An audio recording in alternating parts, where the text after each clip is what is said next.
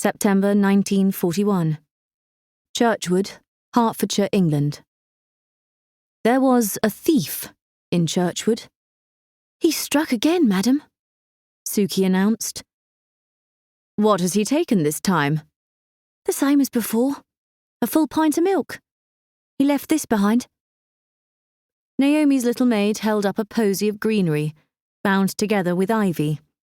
Since Naomi recognised the greenery as having been taken from the trees, bushes, and ivy in her own garden, the posy was hardly fair compensation for the theft, but perhaps the thief had nothing else to give. "I'll be walking into the village later, so can buy more milk then," Naomi said. "Can cook manage without it this morning?" "She says so, madam." "Very well. Thank you, Suki." The maid nodded and left the room. Suki was a sweet girl, and Naomi would miss her if they had to part. Of course, the parting might arise from happy circumstances. Suki wasn't courting yet, as far as Naomi knew. But one day she might leave to get married. Or she might go off to help the war effort through factory work or by joining one of the services, in which case Naomi would admire her pluck and wish her well. But there was a more depressing reason they might have to part, one that was weighing heavily on Naomi's mind. Soon, Naomi might simply be unable to afford to keep paying her staff. Suki, Cook, Sykes the gardener, and Beryl the cleaning lady. It grieved Naomi to think that losing their jobs could cause them real hardship. Naomi might have to give up her home too, Foxfield, the house she loved. Restlessness brought her to her feet, and she paced the sitting room, a space she'd always preferred to the grander drawing room when she was alone or entertaining close friends. Pacing wasn't enough to settle her, though, so she called to Basil, her faithful old bulldog. "Let's go for walkies." Basil heaved himself up willingly. He always seemed to sense her mood and offer sympathy. They'd been companions for many years, and Naomi often thought that they were alike in appearance as well as temperament, both having heavy jowls, wide hips, and short legs. Catching sight of herself in the mirror above the mantelpiece now, Naomi winced. She was 46, but with furrows of worry creasing her face, she was sure she looked much older. They left by the front door, but walked around to the back of the house where the garden spread into the distance, testimony to Sykes's skill and care.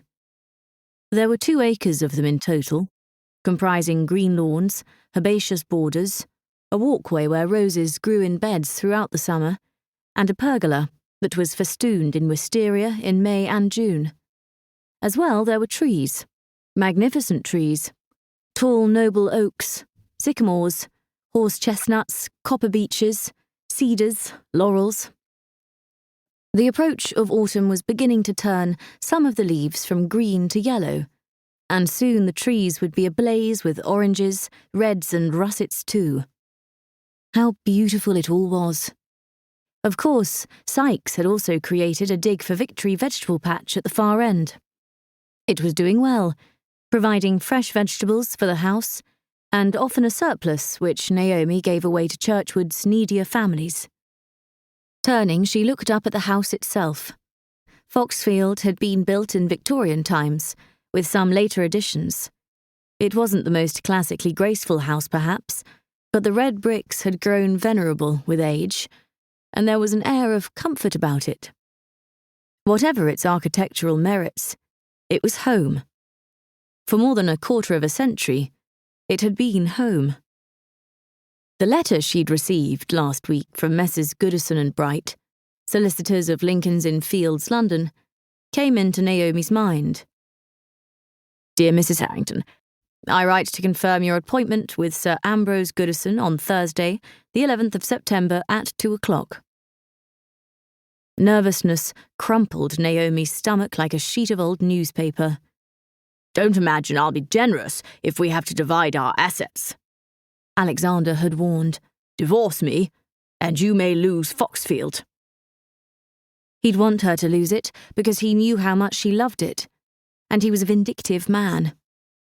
A dishonest man, too, who might well hide away some of those assets where she could neither identify nor access them.